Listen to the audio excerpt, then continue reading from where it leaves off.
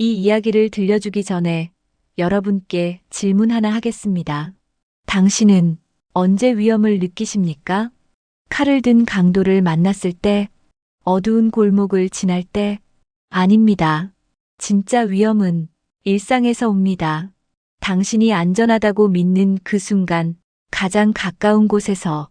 오늘 들려드릴 이야기는 한 남성이 겪은 실화를 바탕으로 재구성했습니다.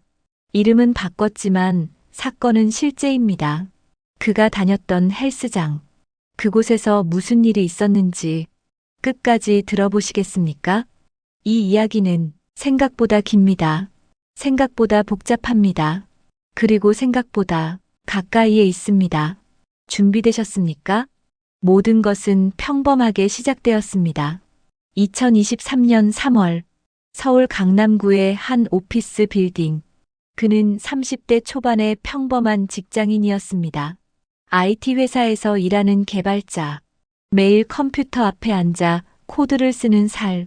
건강검진에서 경고를 받았습니다. 운동 부족, 근육량 감소, 대사증후군 위험. 그래서 결심했습니다. 회사 근처 헬스장에 등록하고 제대로 운동을 배워보자고. 3월 15일 그는 피트니스 센트럴이라는 헬스장에 등록했습니다. 24시간 운영, 깨끗한 시설, 좋은 평점, PT 20회 패키지를 신청했습니다. 120만 원. 작은 돈은 아니었지만 건강을 위한 투자라고 생각했습니다. 트레이너는 배정해 드릴게요. 내일부터 시작하시면 됩니다. 첫 만남은 3월 16일 저녁 7시였습니다. 트레이너는 30대 후반으로 보이는 여성이었습니다. 이름은 김은지, 경력 7년의 베테랑. 회원들 사이에서 평판이 좋았습니다. 안녕하세요. 김은지 트레이너입니다. 반갑습니다. 첫인상은 프로페셔널했습니다. 깔끔한 복장, 밝은 미소, 자신감 있는 목소리. 먼저 인바디 측정하고 목표를 정해볼까요? 체성분 분석 결과, 체지방률 28%, 근육량 부족, 내장지방 과다, 3개월 안에 체지방 5% 감량, 근육량 3kg 증가 목표로 잡겠습니다. 그는 고개를 끄덕였습니다. 뭔가 제대로 배울 수 있을 것 같았습니다. 첫 수업이 시작되었습니다. 기본적인 자세 교정, 스쿼트 자세 잡기, 데드리프트 폼 연습, 벤치프레스 기초. 팔은 더 벌리세요. 허리는 곧게 펴고요. 무릎이 발끝보다 나가면 안 돼요. 정확한 지도였습니다. 친절한 설명이었습니다. 첫 수업은 1시간 만에 끝났습니다. 오늘은 여기까지. 다음엔 본격적으로 무게 올려볼게요. 그는 만족스러웠습니다. 돈이 아깝지 않았습니다. 그런데 두 번째 수업부터 뭔가 달랐습니다. 3월 18일 토요일 오전 10시 두 번째 PT 수업. 오늘은 하체 집중으로 갈게요. 스쿼트부터 시작했습니다. 이번엔 바벨을 사용했습니다. 20kg. 제가 뒤에서 보조할게요. 천천히 내려가세요. 트레이너가 그의 뒤에 섰습니다. 발을 잡고 그의 등 바로 뒤에. 너무 가까웠습니다. 등 뒤에서 느껴지는 체온, 숨소리, 향수 냄새까지. 집중하세요. 호흡 맞추고. 하지만 집중할 수 없었습니다. 그 거리 때문에. 스쿼트를 마치고 일어섰습니다. 괜찮아요. 처음 치고 잘하셨어요. 트레이너가 등을 쓰다듬었습니다. 가볍게, 격려의 의미로. 그렇게 느꼈습니다.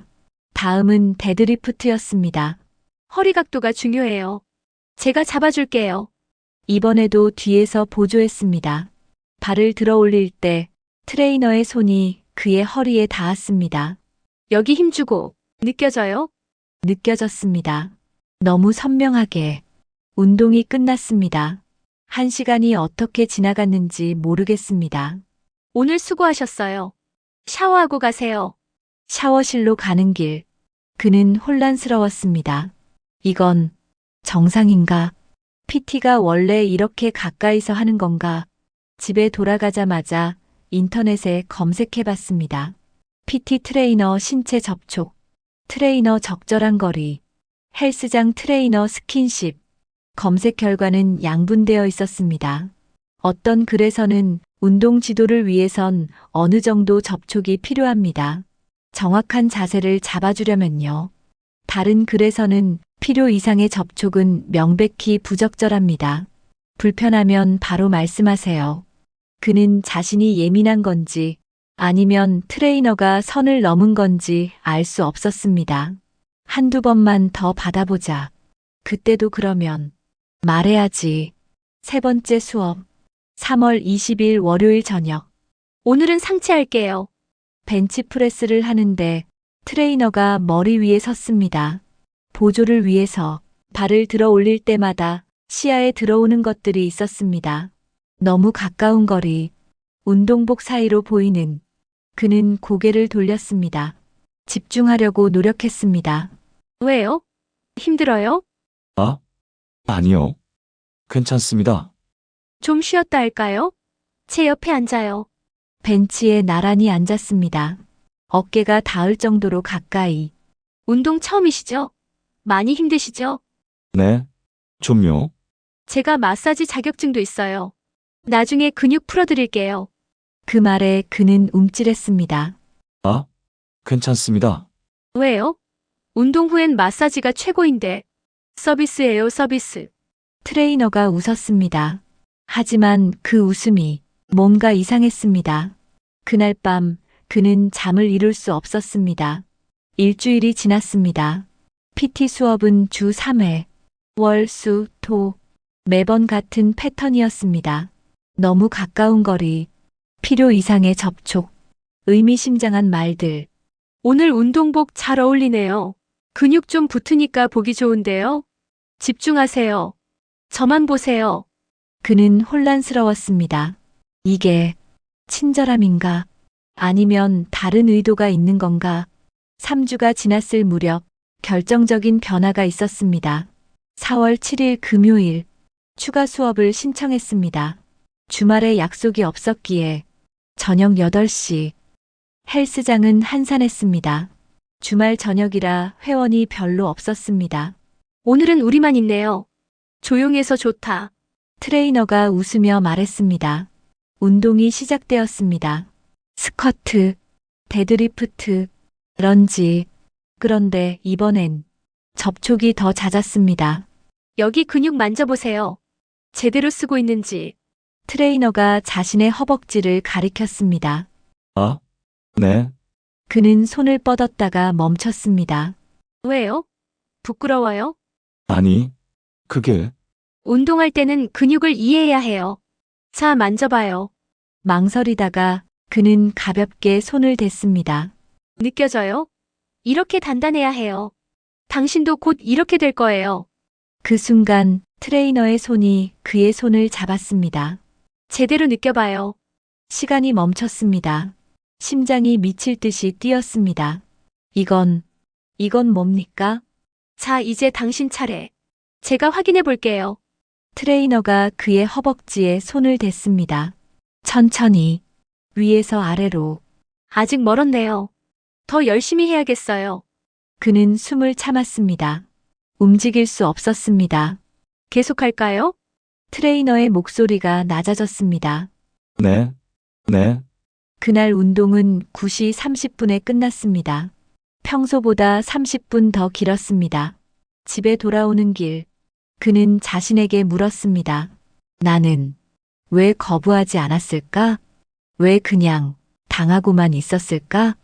대답을 알 수 없었습니다. 두려움, 호기심, 아니면 기대. 그날 밤 그는 악몽을 꿨습니다. 헬스장에서 트레이너와 단둘이 아무도 없는 공간에서 그녀가 다가옵니다. 점점 더 가까이. 그리고 새벽 3시에 깼습니다. 식은땀을 흘리며 핸드폰을 켰습니다. 은지 트레이너로부터 카톡이 와 있었습니다. 오늘 수업 잘 따라와 주셔서 감사해요. 다음엔 더 재밌게 해드릴게요. 더 재밌게? 그 말이 무슨 의미입니까? 4월 10일 월요일. 그는 수업을 빼려고 했습니다. 하지만 용기가 나지 않았습니다. 120만 원이나 주고 신청한 PT. 아직 10회나 남았습니다. 그냥 버리기엔 아까웠습니다. 그리고 솔직히 말하면 또 다른 감정이 있었습니다. 기대. 그는 자신이 싫었습니다. 왜 이런 감정을 느끼는지 이해할 수 없었습니다. 저녁 7시 헬스장에 도착했습니다. 트레이너가 웃으며 다가왔습니다. 오늘 좀 달라 보이는데? 뭐 좋은 일 있어요? 아니요. 그냥, 거짓말. 얼굴에 다 써 있는데. 혹시 여자친구 생겼어요? 갑작스러운 질문에 당황했습니다. 아? 아니요. 없는데요.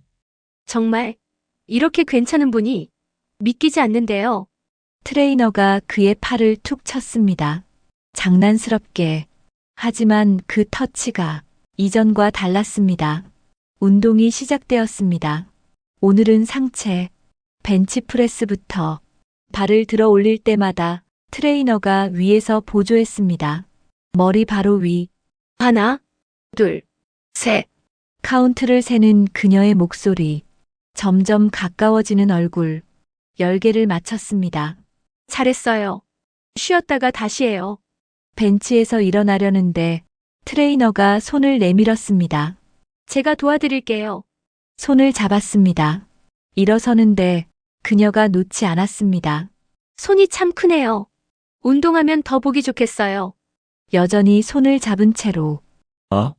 감사합니다. 그가 손을 빼려고 했습니다. 하지만 트레이너가 더 세게 잡았습니다. 왜요? 제 손이 싫어요? 아니, 그게 아니라, 그럼 뭐예요? 눈을 똑바로 쳐다봤습니다. 그 눈빛에는 뭔가 다른 것이 있었습니다. 저는 지금 운동 중이라서요. 맞아요. 운동 중이죠. 그래서 트레이너가 회원을 터치하는 거잖아요. 말이 맞습니다. 하지만 이건 다릅니다. 다음 세트 갈까요? 트레이너가 손을 놓았습니다. 그리고 웃었습니다. 마치 아무 일도 없었다는 듯이 운동이 계속되었습니다. 덤벨 프레스, 플라이, 삼두 운동. 매 세트마다 접촉이 있었습니다. 자세 교정이라는 명목으로, 보조라는 명목으로. 그리고 그날 결정적인 순간이 왔습니다. 운동이 끝날 무렵 오늘 정말 수고했어요. 많이 힘들었죠? 네, 좀요. 근육 많이 뭉쳤을 텐데 제가 풀어드릴까요? 마사지 얘기였습니다. 괜찮습니다. 왜요? 제가 자격증 있다니까요. 그냥 서비스예요. 거절하기 어려운 분위기였습니다. 아? 그럼, 짧게만, 트레이너가 환하게 웃었습니다. 스트레칭 존으로 가요. 헬스장 구석의 조용한 공간, 매트가 깔려 있는 곳, 여기 엎드려 보세요. 매트에 엎드렸습니다. 트레이너가 그의 등 위에 무릎을 꿇었습니다. 체중을 실어서 긴장 풀어요. 아프면 말해요. 어깨부터 시작했습니다. 목, 등, 허리, 손길은 전문적이었습니다. 하지만 뭔가 다른 느낌이 있었습니다. 여기 많이 뭉쳤네요. 제가 풀어줄게요. 허리 아래로 손이 내려갔습니다. 점점 더 아래로. 그는 몸이 경직되었습니다. 긴장하면 안 풀려요. 힘 빼요. 목소리가 속삭이듯 낮았습니다. 15분이 지났습니다. 다 했어요. 일어나 보세요. 그는 천천히 일어났습니다. 얼굴이 빨개져 있었습니다. 어때요? 시원하죠? 네, 감사합니다. 언제든 말해요. 제가 풀어드릴게요. 그리고 트레이너가 그의 귀에 속삭였습니다. 우리 사이니까요. 우리 사이? 무슨 의미입니까? 그날 밤 그는 은지 트레이너로부터 메시지를 받았습니다. 오늘 마사지 어떠셨어요? 제 실력 괜찮죠? 다음엔 더 시원하게 해드릴게요. 잘 자요. 심장이 두근거렸습니다. 손이 떨렸습니다. 답장을 해야 할까요? 뭐라고 써야 할까요? 결국 그는 답장하지 않았습니다. 하지만 잠을 이룰 수 없었습니다. 그리고 4월 13일, 목요일, 평소 수업이 없는 날이었습니다. 하지만 은지 트레이너로부터 메시지가 왔습니다. 오늘 시간 있으세요? 헬스장 한산한데 오시면 제대로 알려드릴게요. 1대1로요. 이건 분명한 초대였습니다. 그는 30분 동안 고민했습니다. 가야 할까? 거절해야 할까? 결국 그는 답장했습니다. 죄송합니다. 오늘은 회사 일이 있어서요. 거짓말이었습니다. 답장이 즉시 왔습니다. 아쉽네요. 그럼 다음에 꼭 오세요. 제가 특별히 준비할게요. 특별히 준비. 그 말이 무엇을 의미하는지 그는 알고 싶지 않았습니다. 그날 밤 그는 결정했습니다. PT를 중단하기로. 4월 14일 금요일 그는 헬스장에 전화했습니다. PT 환불 신청하고 싶은데요. 고객님, PT 환불은 이용 규정상 어렵습니다. 횟수가 남았어도 환불이 안 됩니다. 그럼 트레이너 변경은 가능한가요? 직원이 잠시 침묵했습니다. 혹시 트레이너와 문제가 있으셨나요? 이 질문에 어떻게 대답해야 합니까? 아니요. 그냥 개인적인 사정이에요. 네, 그렇다면 변경 가능합니다. 다른 트레이너 배정해 드릴게요. 안도했습니다. 감사합니다. 하지만 그날 오후 은지 트레이너에게서 메시지가 왔습니다. 트레이너 변경 신청하셨다고요? 왜요? 제가 뭘 잘못했나요? 어떻게 알았지? 센터에서 말한 건가? 답장 좀 해주세요. 이유라도 알아야죠. 손이 떨렸습니다. 개인적인 사정입니다. 개인적인 사정. 무슨 사정인데요? 제가 너무 친절해서요? 아니면 너무 많이 신경 써서요? 메시지가 계속 왔습니다. 아니면 혹시 제가 당신한테 관심 있는 게 부담스러워서요? 심장이 멈췄습니다. 관심이라는 단어. 명확하게 말했습니다. 솔직히 말해봐요. 당신도 느꼈잖아요. 우리 사이에 뭔가 있다는 거. 매번 제 눈을 보는 당신. 제가 터치하면 떠는 당신. 그게 다 관심 아니에요? 그는 전화기를 던지고 싶었습니다. 하지만 답장해야 했습니다. 이걸 끝내야 했습니다. 트레이너님, 오해입니다. 저는 그냥 운동만 배우고 싶었어요. 10분 후 답장이 왔습니다. 오해. 남자들은 다 똑같네요. 관심 있는 척 하다가 막상 기회가 오면 겁먹고 도망가죠. 그냥 솔직하게 말해요. 저랑 엮이기 싫다고. 그게 더 낫잖아요. 아니면 혹시 여자친구한테 들킬까봐 무서워요? 맞다. 여자친구 없다고 했죠. 메시지는 계속되었습니다. 근데 말이에요. 제 마사지 꽤 좋아하셨잖아요. 얼굴 빨개지던 거 다 봤어요. 그리고 제가 터치할 때마다 심장 뛰는 것도 느꼈어요. 제가 둔한 사람 아니거든요. 그는 전화기를 끄고 싶었습니다. 하지만 멈출 수 없었습니다. 마지막 메시지가 왔습니다. 알았어요. 도망가고 싶으면 가세요. 근데 한 가지만 기억해요. 당신도 즐겼다는 거. 다음 날, 토요일, 그는 헬스장에 가지 않았습니다. 전화도 받지 않았습니다. 메시지도 확인하지 않았습니다. 월요일, 헬스장 직원에게서 전화가 왔습니다. 고객님, 새 트레이너 배정되었습니다. 이번 주부터 수업 가능하세요? 네, 알겠습니다.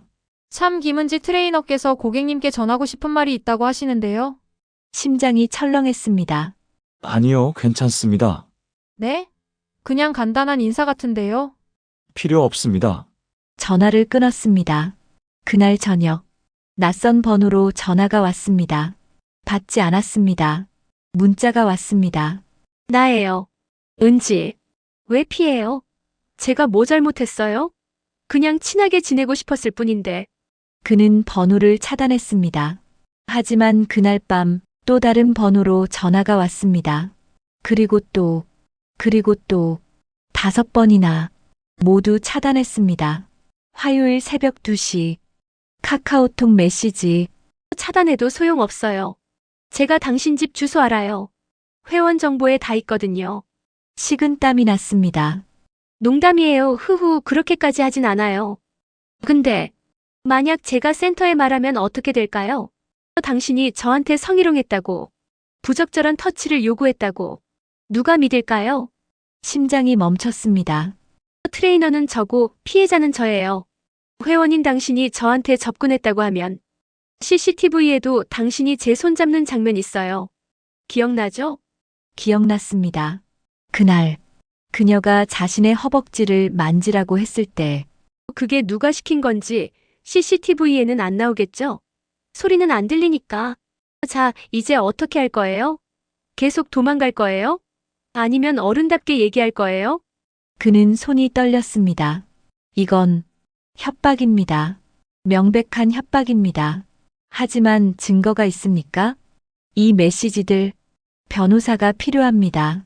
경찰 신고가 필요합니다. 하지만 부끄러웠습니다. 남자가 여자 트레이너한테 성희롱당했다고 누가 믿겠습니까? 그날 밤 그는 잠들지 못했습니다. 4월 18일 수요일 그는 회사에 갈 수 없었습니다. 병가를 냈습니다. 핸드폰을 보는 것이 두려웠습니다. 하지만 확인해야 했습니다. 새벽에 온 메시지들. 잠은 잘 주무셨어요? 저는 당신 생각에 잠을 못 잤어요. 왜 이렇게 힘들게 해요? 그냥 만나서 얘기하면 되잖아요. 아니면 정말 제가 센터에 말해야 해요? 그는 결정했습니다. 센터에 먼저 말하기로 오전 10시 헬스장 센터에 전화했습니다. 관리자님과 통화하고 싶습니다. 무슨 일이시죠? 김은지 트레이너 때문입니다. 신고하고 싶습니다. 잠시 침묵. 잠시만 기다려 주세요. 5분 후 관리자가 전화를 받았습니다. 고객님, 관리자 박민수입니다. 무슨 일이신지 자세히 말씀해 주시겠습니까? 그는 숨을 깊이 들이마셨습니다. 김은지 트레이너가 PT 중에 부적절한 행동을 했습니다. 부적절한 행동이요? 너무 가까이 오고 필요 이상으로 터치하고 그리고 개인적인 메시지를 계속 보냅니다. 메시지 내용이 어떤데요? 그는 메시지를 읽어줬습니다. 하나하나. 관리자는 조용히 듣고 있었습니다. 알겠습니다. 확인해 보겠습니다. 혹시 증거 자료 있으신가요? 메시지 캡처본 있습니다. 이메일로 보내주시겠습니까? 네, 지금 보내겠습니다. 전화를 끊고 증거를 정리했습니다. 모든 메시지, 통화 기록, 이메일로 전송했습니다. 30분 후 관리자에게서 전화가 왔습니다. 고객님, 자료 확인했습니다. 심각한 사안이네요. 내일 센터로 방문해 주시겠습니까? 정식으로 진술서를 받아야 할 것 같습니다. 네, 알겠습니다. 그리고 혹시 김은지 트레이너와는 더 이상 접촉하지 마세요. 저희가 조치하겠습니다. 안도의 한숨이 나왔습니다. 드디어 이게 끝나는 건가? 하지만 그날 오후 4시 핸드폰이 울렸습니다. 낯선 번호 받지 않았습니다. 문자가 왔습니다. 센터에 신고했다면서요? 저한테는 말 한마디 없이 은지였습니다. 그렇게 비겁하게 할 거였어요? 남자답지 못하게. 저도 할 말 있어요. 내일 센터 가서 다 말할 거예요. 당신이 저한테 먼저 접근했다고. 마사지 해달라고 졸랐다고. 제 손잡고 싶어 했다고. CCTV 다 있어요. 당신이 저 쳐다보는 것. 저한테 웃는 것. 제 말에 고개 끄덕이는 것. 누가 봐도 당신이 저한테 관심 있었던 거예요. 근데 갑자기 마음이 변해서 저를 성희롱범으로 만들려는 거죠? 메시지가 멈추지 않았습니다. 내일 센터에서 봐요. 누가 진실을 말하는지 보죠. 그는 핸드폰을 던졌습니다. 벽에 부딪혀 금이 갔습니다. 4월 19일 목요일 오후 2시 헬스장 센터 사무실. 그는 관리자와 마주 앉았습니다. 그리고 옆에는 센터 법률 담당자. 진술서를 작성해 주세요. 시간 순서대로 구체적으로. 그는 떨리는 손으로 썼습니다. 3월 16일 첫 수업. 3월 18일 너무 가까운 거리. 3월 20일 마사지 제안. 4월 7일 손잡기. 4월 10일 마사지. 4월 13일 초대 메시지. 4월 14일 이후 협박성 메시지들. 모두 썼습니다. 20장이 넘었습니다. 이걸로 충분합니다. 저희가 조사하겠습니다. 그런데 김은지 트레이너도 진술서를 제출했습니다. 심장이 철렁했습니다. 뭐라고 했습니까? 관리자가 서류를 건넸습니다. 읽는 순간 세상이 무너졌습니다. 회원 아무개 씨가 PT 중 지속적으로 성적인 눈빛으로 쳐다봤습니다. 운동 중 제 신체를 만지고 싶어 하는 듯한 행동을 보였습니다. 제가 전문적으로 자세 교정을 위해 터치했을 때 의미를 오해하고 개인적인 감정을 표현했습니다. 제가 거절하자 화를 내며 트레이너를 변경하겠다고 했습니다. 그 후 보복성으로 저를 성희롱범으로 몰아가려는 것 같습니다. 모든 것이 뒤집혔습니다. 이건 거짓말입니다. 말도 안 됩니다. 저희도 양쪽 진술을 모두 들어야 합니다. 객관적인 증거를 찾아야 해요. CCTV 확인해 보십시오. 이미 확인했습니다. 하지만 소리가 녹음되지 않습니다. 영상만으로는 누가 먼저 접근했는지, 어떤 대화가 오갔는지 알 수 없습니다. 메시지는요? 제가 보낸 메시지들 있지 않습니까? 김은지 트레이너 측에서는 그것도 맥락이 다르다고 주장합니다. 당신이 먼저 접근해서 그녀가 거절하는 내용이라고요.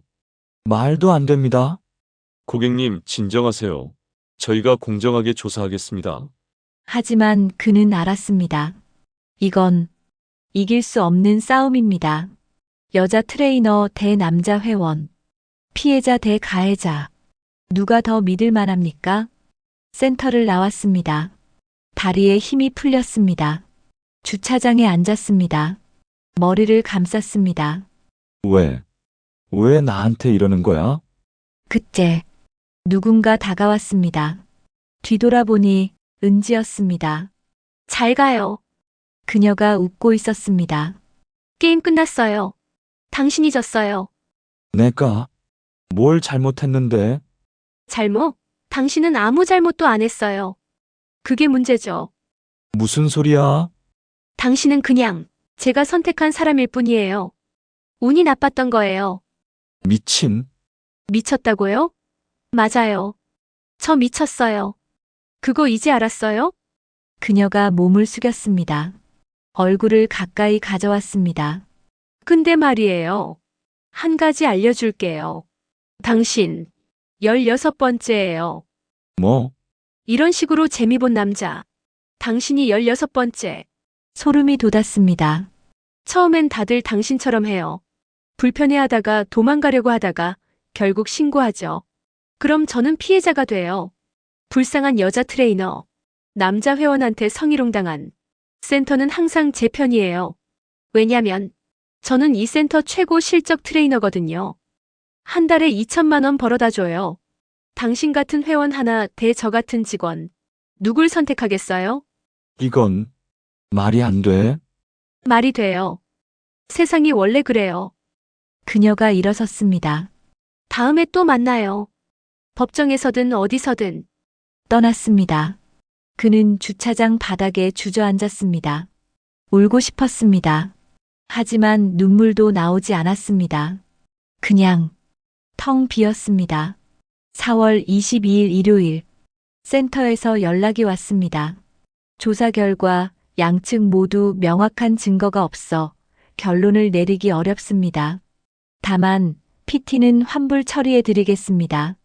더 이상의 분쟁은 법적으로 해결하시기 바랍니다. 법적으로? 변호사를 고용해야 한다는 말입니까? 재판을 해야 한다는 말입니까? 돈이 얼마나 듭니까? 시간이 얼마나 걸립니까? 그리고 이긴다는 보장이 있습니까? 그는 포기하고 싶었습니다. 하지만 그날 밤 이메일이 왔습니다. 낯선 주소에서 제목 김은지 트레이너 관련 제보. 안녕하세요. 저는 작년에 피트니스 센트럴을 다녔던 회원입니다. 김은지 트레이너에게 PT를 받았었는데 비슷한 일을 겪었습니다. 혹시 당신도 그런 피해를 입으셨다면 연락 주세요. 저 말고도 몇 명 더 있는 것 같습니다. 심장이 뛰었습니다. 몇 명 더? 그는 즉시 답장했습니다. 다음 날 카페에서 만났습니다. 30대 초반의 남성. 이름은 정우진. 저는 작년 6월부터 9월까지 PT를 받았습니다. 저도 같은 일을 겪었습니다. 처음엔 친절했어요. 그런데 점점 거리가 가까워지고 네, 그리고 마사지를 제안하더라고요. 저도요. 둘은 서로를 바라봤습니다. 같은 피해자. 저는 결국 환불하고 나왔습니다. 그 사람한테서 도망치듯이. 저도 그러려고 했는데 신고까지 가버렸어요. 신고요. 어떻게 됐어요? 증거 불충분, 무혐의. 정우진이 한숨을 쉬었습니다. 저도 경찰에 가려고 했었어요. 근데 부끄러워서. 남자가 여자한테 당했다고? 누가 믿겠어요? 맞습니다. 누가 믿겠습니까? 근데 제가 알기로 더 있어요. 피해자가 누구요? 제 친구 소개로 그 헬스장 갔던 사람. 그 사람도 김은지 트레이너한테 PT 받았대요. 지금 연락돼요? 한번 물어볼게요. 그날 3명이 모였습니다. 정우진, 이재현, 그리고 모두 같은 이야기를 했습니다. 처음엔 프로페셔널, 점점 가까워지는 거리, 부적절한 터치, 마사지 제한, 개인적인 메시지, 거절하면 협박, 정확히 같은 패턴. 이거 계획적인 거 아니에요? 맞아요. 16명이라고 했어요. 제가 16번째라고. 16? 그럼 우리 말고도 13명이 더 있다는 거잖아요. 찾아야 해요. 어떻게요? 헬스장 회원 명단 구할 수 있나요? 불가능하죠. 개인정보인데. 그럼 SNS는요? 헬스장 태그 검색하면 한번 해봅시다. 그날부터 그들은 조사를 시작했습니다.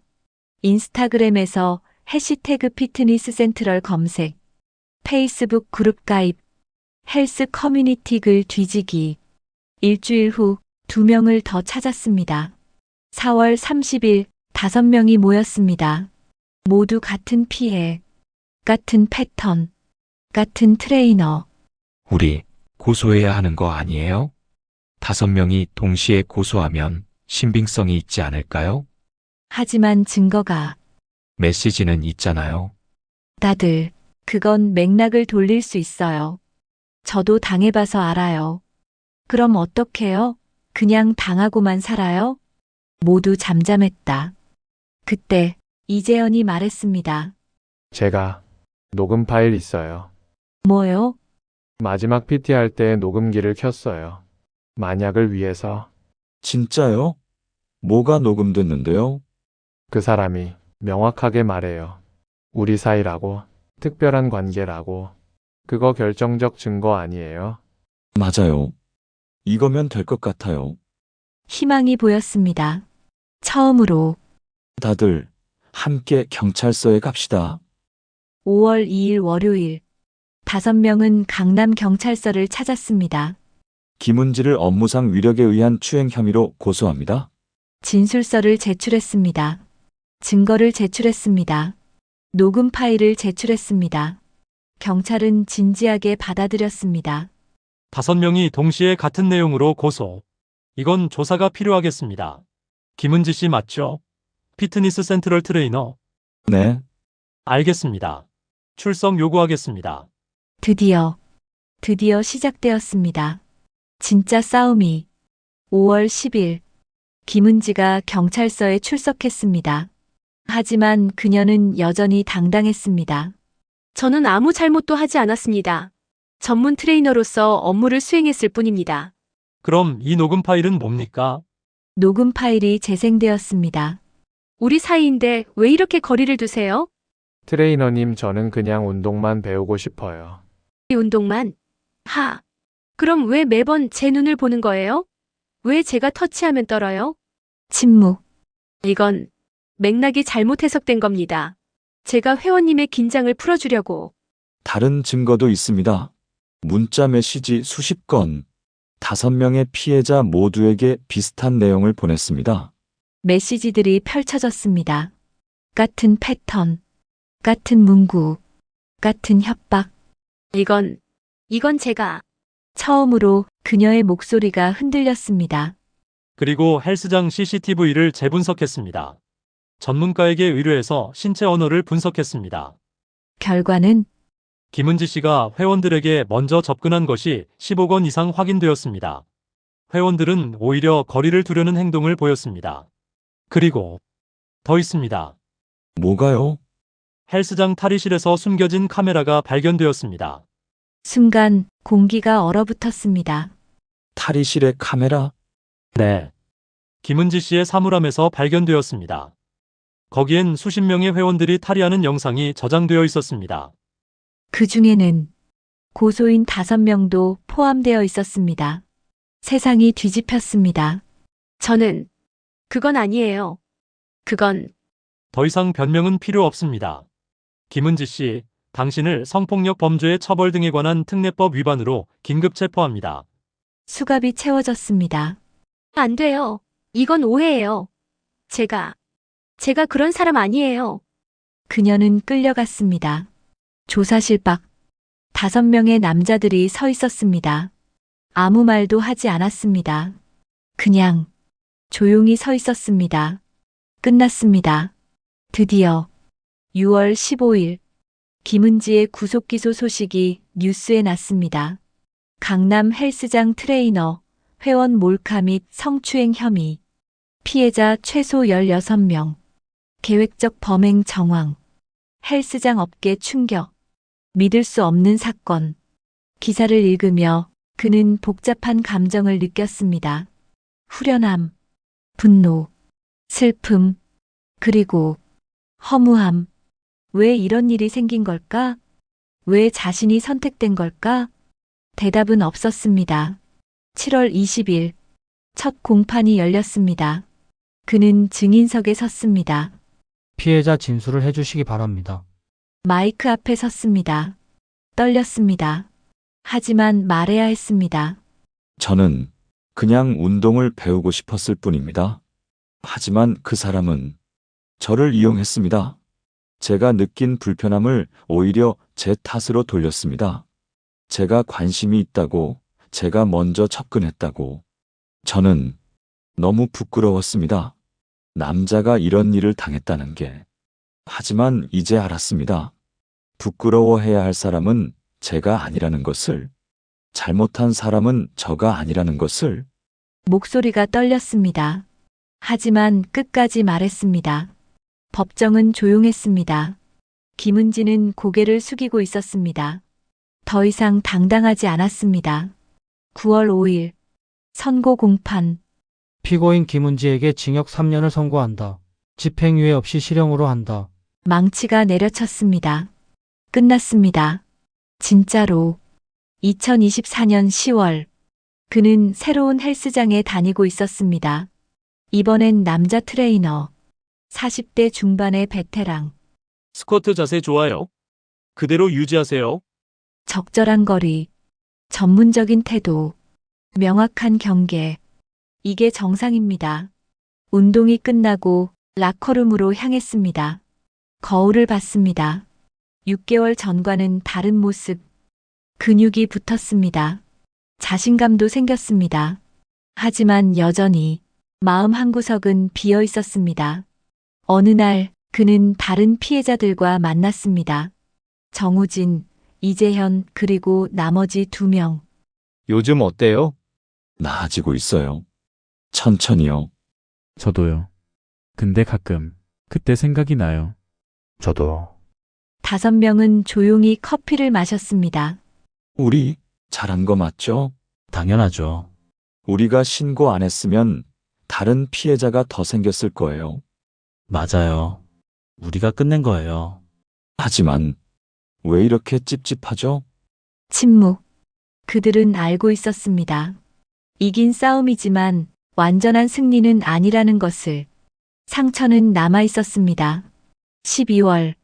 그는 온라인 커뮤니티에 글을 올렸습니다. 제목 헬스장 트레이너에게 성추행당한 남자의 이야기. 내용. 저는 30대 남성입니다. 작년에 헬스장 여자 트레이너에게 성추행을 당했습니다. 처음엔 제가 예민한 건가 싶었습니다. 하지만 아니었습니다. 그건 명백한 범죄였습니다. 글을 올리자 댓글들이 달렸습니다. 남자가 무슨 성추행을 당해요? 키읔키읔. 부럽네요. 저도 당하고 싶은데 히읗히읗. 과장하지 마세요. 그냥 친절한 거였겠죠.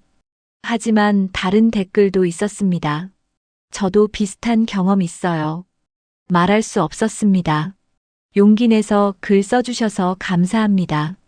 당신은 잘못이 없습니다. 그는 눈물이 났습니다. 혼자가 아니었습니다. 2025년 1월, 그는 상담을 받기 시작했습니다. 트라우마 치료, 심리 상담. 당신이 느낀 감정은 정상입니다. 부끄러워할 필요 없습니다. 피해자는 당신입니다. 상담사의 말이 조금씩 마음에 스며들었습니다. 6개월이 지났습니다. 조금씩 나아졌습니다. 완전히 잊을 수는 없었지만 살아갈 수는 있었습니다. 3월, 정확히 2년 전 그가 PT를 시작한 날, 그는 헬스장에서 운동하고 있었습니다. 데드리프트, 스쿼트, 벤치프레스, 혼자서 조용히 발을 들어 올렸습니다. 내려놓았습니다. 반복했습니다. 땀이 흘렀습니다. 그리고 생각했습니다. 나는 살아남았다. 나는 이겼다. 나는 괜찮다. 운동이 끝났습니다.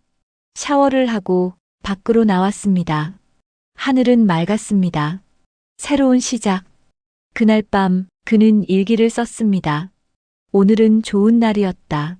운동도 잘했고 날씨도 좋았다.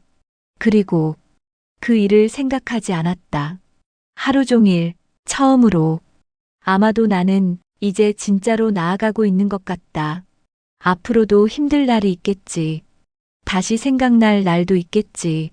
하지만 괜찮다. 나는 이길 수 있다. 이미 이겼으니까.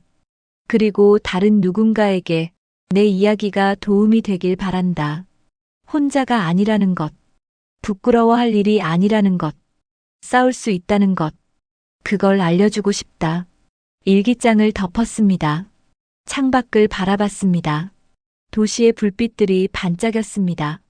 저 많은 불빛 속에 지금도 누군가는 같은 고통을 겪고 있을지도 모릅니다. 하지만 이제 그들에게 말해줄 수 있습니다. 당신은 혼자가 아닙니다. 당신은 이길 수 있습니다. 나처럼. 2025년 6월, 그는 평범한 일상을 살고 있었습니다. 회사, 운동, 집, 반복되는 일상. 하지만 평화로운 일상. 그런데 어느 날 이메일이 왔습니다. 제목 김은지 관련 중요한 정보. 발신자 익명. 내용. 당신이 아는 김은지는 진짜가 아닙니다. 진실을 알고 싶다면 첨부 파일을 확인하세요. 첨부 파일이 있었습니다. 의심스러웠습니다. 하지만 호기심이 생겼습니다. 파일을 열었습니다. 그 안에는 수십 개의 문서가 있었습니다. 병원 기록, 심리 상담 기록, 그리고 10년 전 신문 기사, 여중생 집단 성폭행 사건, 가해자들 무죄 방면. 기사를 읽었습니다. 2014년, 당시 17세였던 김은지는 같은 학교 남학생 5명에게 성폭행을 당했습니다. 신고했지만 증거 불충분, 모두 무죄. 오히려 그녀가 남자들을 유혹했다는 소문이 돌았습니다. 학교를 그만뒀습니다. 우울증 진단, 자살 시도 3번, 그리고 정신병원 입원 기록, 외상 후 스트레스 장애, 경계성 인격 장애, 보복 환상. 의사의 소견서에는 환자는 과거 성폭행 사건으로 인한 극심한 트라우마를 겪고 있음, 남성에 대한 극도의 불신과 동시에 왜곡된 친밀감 욕구를 보임, 자신이 통제할 수 있는 상황을 만들어 과거를 반복하려는 경향. 그는 화면을 멍하니 바라봤습니다. 그녀도 피해자였습니다. 아니, 피해자였던 사람이 가해자가 된 것입니다. 다음 파일을 열었습니다. 김은지의 일기장. 스캔된 손글씨였습니다. 2020년 3월 15일. 오늘 첫 피해자를 만났다. 30대 남자. 착해 보이는 얼굴. 딱 그때 그놈들 같은 얼굴. 이번엔 내가 한다. 이번엔 내가 선택한다. 이번엔 내가 통제한다. 그들이 나한테 했던 것처럼 똑같이 해주겠다. 2020년 6월 3일. 세 번째, 점점 쉬워진다. 남자들은 다 똑같다. 조금만 친절하게 대하면, 조금만 가까이 가면 혼란스러워한다. 그리고 내가 멈추면 더 원한다. 하지만 그때 내가 멈춘다. 그들이 느끼길 바란다. 혼란을, 수치심을, 무력감을 내가 느꼈던 것처럼. 2021년 9월 12일. 10번째. 이제 완벽한 시스템이다. 그들은 신고하지 못한다. 왜냐면 부끄럽기 때문이다. 남자가 여자한테 당했다고 누가 믿겠는가. 그들이 침묵할 때 나는 승리한다. 그들의 침묵이 나의 복수다. 2023년 3월 16일. 16번째를 만났다. 30대 초반. IT 회사 다니는 개발자. 순진해 보인다. 이번엔 좀 다르게 해볼까? 끝까지 가볼까? 얼마나 버티나? 재미있겠다. 그가 16번째였습니다. 그 일기를 읽으며 그는 복잡한 감정에 휩싸였습니다. 분노, 동정, 혼란, 모두였습니다. 마지막 파일. 2024년 11월. 교도소에서 쓴 편지. 당신들에게 나는 미안하지 않습니다. 당신들이 나한테 한 건 아무것도 아니니까요. 하지만 나도 알아요. 이게 잘못됐다는 거. 나는 그냥 살고 싶었어요. 10년 전 그날 이후로 단 하루도 평범하게 살 수 없었어요. 매일 밤 악몽. 남자들이 날 보는 눈빛. 그 웃음소리. 나는 그들한테 복수하고 싶었어요. 하지만 그들은 찾을 수 없었어요.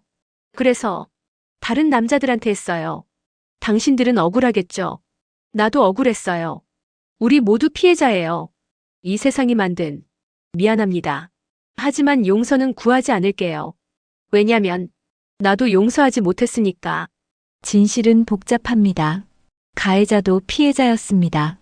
피해자도 다른 누군가의 가해자가 될 수 있습니다. 당신은 여전히 피해자입니다.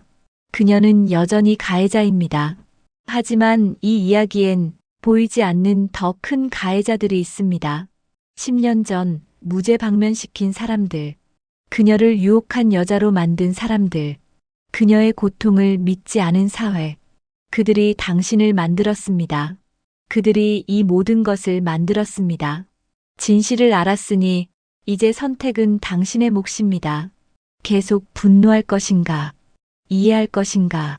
아니면 바꿀 것인가? 그는 화면을 오래 바라봤습니다. 그날 밤 그는 다른 피해자들에게 이메일을 전달했습니다. 일주일 후 다시 모였습니다. 카페. 5명. 아무도 먼저 말하지 않았습니다. 긴 침묵 끝에 정우진이 입을 열었습니다. 저는 이해할 수 없어요. 그녀도 피해자였다고 해서 우리한테 한 짓이 정당화되는 건 아니잖아요. 맞아요. 우리는 그 사건과 아무 관련 없어요. 하지만 이재현이 말했습니다. 저는 조금 이해가 돼요. 고통받은 사람이 다른 사람에게 고통을 주는 것. 그게 인간이니까요. 그래도 잘못은 잘못이에요. 맞아요. 하지만 우리가 더 이상 분노만 할 건가요? 평생? 침묵. 그가 말했습니다. 저는 이제 내려놓고 싶어요. 내려놓는다고요? 분노를, 증오를, 이 모든 걸. 그녀는 잘못했어요. 분명히. 그리고 처벌받았어요. 하지만 저도 알아요. 그녀도 고통받았다는 걸. 그게 정당화하진 않아요. 하지만 이해는 할 수 있어요. 그리고 이제 저는 더 이상 이 일에 갇혀있고 싶지 않아요. 다른 사람들이 그를 바라봤습니다. 저도요. 이재현이 말했습니다. 저도요. 또 다른 사람이 말했습니다. 그럼 우리 뭐 할 건데요? 정우진이 물었습니다. 우리 이야기를, 그녀의 이야기를, 진실을, 왜요? 다른 피해자가 없도록, 다른 가해자가 없도록 시스템을 바꾸는 거예요. 그들은 비영리 단체를 만들었습니다. 남성 성폭력 피해자 지원센터, 온라인 상담, 법률 지원, 심리치료 연결, 그리고 교육 프로그램. 그들은 자신의 이야기를 공개했습니다. 조금씩 변화가 일어났습니다. 사람들이 관심을 가졌습니다. 제도가 바뀌기 시작했습니다. 목소리가 커졌습니다. 안녕하세요. 저는 3년 전 여자 트레이너에게 성추행을 당한 남성입니다. 청중이 숨을 죽였습니다. 처음엔 부끄러웠습니다. 말할 수 없었습니다. 하지만 이제 말합니다. 왜냐면 침묵은 아무것도 바꾸지 못하니까요. 그리고 여러분께 말씀드리고 싶습니다. 만약 여러분도 과거에 고통받은 적이 있다면 도움을 받으세요. 다른 사람에게 그 고통을 전가하지 마세요. 고통의 사슬을 끊을 수 있는 건 우리 자신뿐입니다. 박수가 터졌습니다. 그는 눈물이 났습니다. 하지만 참지 않았습니다. 그냥 흘렀습니다. 강연이 끝나고 한 여성이 다가왔습니다. 저 말씀드리고 싶은 게 있어요. 네, 말씀하세요. 저도 10년 전에 성폭행을 당했어요. 그리고 최근까지 저도 회원들한테 같은 짓을 할 뻔했어요. 하지만 오늘 강연을 듣고 멈췄어요. 도움을 받기로 했어요. 그녀가 울었습니다. 그는 그녀를 안아줬습니다. 잘하셨어요. 정말 잘하셨어요. 둘은 한동안 그렇게 서 있었습니다. 두 명의 피해자, 서로를 위로하는. 그날 밤 그는 일기를 썼습니다. 오늘 나는 깨달았다. 용서는 가해자를 위한 게 아니다. 피해자를 위한 것이다. 나는 아직 완전히 용서하지 못했다. 그녀를, 그 상황을, 나 자신을. 하지만 이제 그 방향으로 가고 있다. 그리고 그게 중요하다. 멈춰 있는 게 아니라 나아가고 있다는 것. 고통은 고통을 낳는다. 하지만 치유도 치유를 낳는다. 나는 치유하기로 했다. 나를, 그리고 다른 사람들을. 이것이 나의 복수다. 분노가 아닌 변화로, 증오가 아닌 희망으로. 이것이 진짜 이기는 것이다. 일기장을 덮었습니다. 창밖을 바라봤습니다. 봄비가 내리고 있었습니다. 시선에는 빗물, 새로운 시작.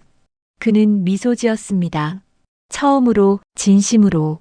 이 이야기는 여기서 끝입니다. 하지만 진짜 이야기는 지금도 계속되고 있습니다. 김은지는 현재 교도소에서 복역 중입니다. 그녀도 심리 치료를 받고 있습니다. 10년 전의 트라우마를, 그리고 자신이 저지른 범죄를. 그녀는 최근 편지를 보냈습니다. 피해자들에게. 제가 한 짓은 용서받을 수 없습니다. 하지만 이제 이해했습니다. 고통을 전가하는 것은 고통을 끝내는 게 아니라 확장하는 것이라는 걸. 당신들에게 진심으로 사과합니다.